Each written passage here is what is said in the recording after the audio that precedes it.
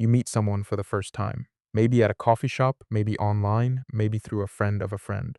Within minutes, something in you decides this person is safe. You can't explain it. There's no checklist you ran through, no background check, no evidence. Just a feeling that settled in fast, and now you're sharing things you wouldn't tell people you've known for years. This happens more often than you'd like to admit, and it should bother you more than it does. Here's the strange part. You are statistically more likely to be harmed by someone you trust quickly than by someone you remain cautious about. And yet your brain keeps doing this, over and over, handing out trust like it's cheap, when trust is supposed to be the most expensive thing you own. So why does this keep happening? Your brain didn't evolve in a world of strangers. For most of human history, you lived in a small group, 50 people, maybe 100 at most. Everyone knew everyone. A stranger walking into your camp was rare, and when it happened, it usually meant one of two things: either danger or opportunity, and your brain needed to figure out which one, fast. The problem is, your brain built a shortcut for this. Instead of carefully evaluating every new person with full rational analysis, it created a fast filter. A few seconds of reading facial expressions, tone of voice, body posture, and confidence. If those signals come back positive, your brain stamps the person as safe and moves on. This shortcut worked fine when strangers were rare, and the stakes were immediate and physical. You needed to know in seconds if the person approaching your fire was a threat. There was no time for a slow, careful investigation, but you don't live in that world anymore. You live in a world where you can meet hundreds of strangers in a single week, online and in person, and your ancient fast filter is still running the exact same 3-second scan it always has. This explains something you've probably felt but never named: the instant comfort you feel around someone who is simply confident, not necessarily trustworthy, just confident. Confidence reads as safety to your ancient brain, because in a small tribal group, someone who acted nervous or unsure often had a reason to be. Confidence used to correlate reasonably well with actually being safe, because faking it convincingly was hard to sustain for long around people who knew you. Today, confidence is cheap. Anyone can learn to fake it. Salespeople study it. Manipulators rehearse it.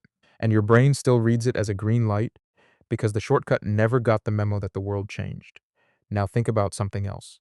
Why do you trust someone faster if they share something personal with you early on? This is called reciprocal vulnerability, and it's one of the most reliable trust triggers your brain responds to. In the ancestral environment, sharing something personal, a fear, a weakness, a secret, was a costly signal. It meant the person was taking a risk by trusting you, and your brain interpreted that risk as proof of good intentions. The logic made sense back then. If someone risks something by being vulnerable with you, they probably aren't planning to hurt you, because hurting you would expose their own vulnerability too. But this shortcut has a massive blind spot in the modern world. Sharing personal information today costs almost nothing. It's not actually risky to tell a stranger something private when you'll likely never see them again, when there's no shared community to hold either of you accountable. Yet your brain still treats it as if it carries the same weight it did 50,000 years ago.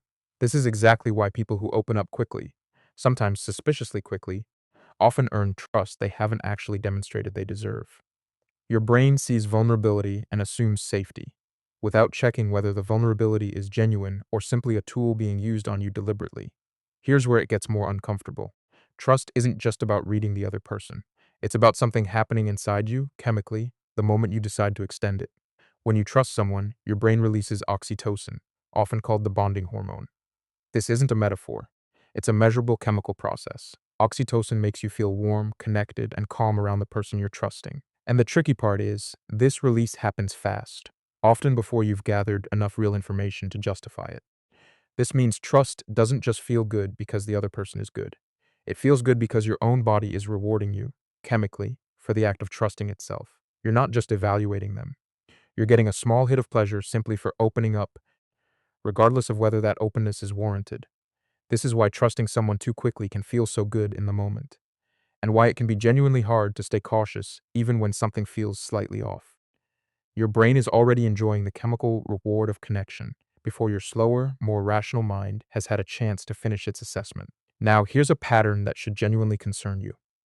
The people most skilled at exploiting trust are often the ones who understand, intuitively or deliberately, exactly which signals trigger this fast trust system. Confident posture, warm, steady eye contact, an early, seemingly vulnerable personal story, mirroring your own body language and speech patterns. These aren't just charming personality traits. They are, whether the person realizes it or not, precise inputs into your ancient trust detection software. and that software was never built to distinguish between someone who happens to have these traits naturally and someone using them strategically. This is why con artists and manipulators are rarely the people you'd expect. They don't look suspicious. They look exactly like what your trust system is searching for: calm, open, confident, slightly vulnerable in just the right way. Your brain isn't malfunctioning when it trusts them quickly. It's working exactly as designed against an opponent who has learned to speak its language fluently. So if your fast trust system is this easy to manipulate, why hasn't evolution fixed it by now? The honest answer is that, for most of human history, this system worked well enough, often enough, that the occasional costly mistake didn't outweigh the benefit of being able to quickly form alliances, friendships, and cooperative relationships.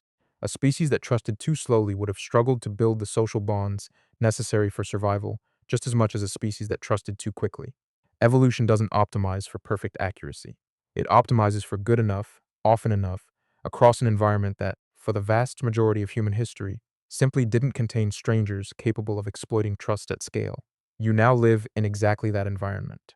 A world where a single skilled manipulator can interact with thousands of strangers, refining their technique against each one, getting better and better at triggering your ancient trust shortcuts with surgical precision. Your trust system was built for small numbers and slow exposure. It was never built for this. This raises an important question. Does this mean you should become permanently suspicious of everyone you meet? Not exactly. The goal isn't to shut down your trust system. A life without trust is isolated, exhausting, and ultimately just as harmful as misplaced trust. The goal is to understand what your trust system is actually responding to, so you can separate the signal from the noise. When you feel that fast pull toward trusting someone, it's worth pausing to ask what specifically triggered it. Was it genuine consistency over time, demonstrated reliability across multiple situations, or was it simply confidence, an early personal story, and a warm tone of voice, the exact three ingredients your ancient brain was built to respond to instantly? Real trustworthiness tends to reveal itself slowly, through consistency that holds up across different contexts and over real time.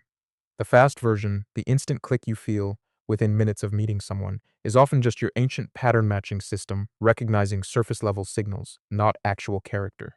This doesn't mean every quick connection is dangerous. Plenty of people who give you that instant sense of ease are in fact exactly as trustworthy as they seem. But the feeling itself is not proof. It's simply your ancestors' 3-second survival filter, still running, still doing its job exactly as it was built to do, in a world that has become far more complicated than the one it was designed for. So the next time you meet someone and something in you immediately relaxes, immediately decides this person is safe, pause for just a moment before fully believing it. That feeling isn't wrong to notice. It's just not enough, on its own, to be trusted completely. Your brain isn't betraying you when it does this. It's running software built for a world of 50 people around one fire, doing its best in a world of 8 billion strangers, most of whom it was never designed to meet.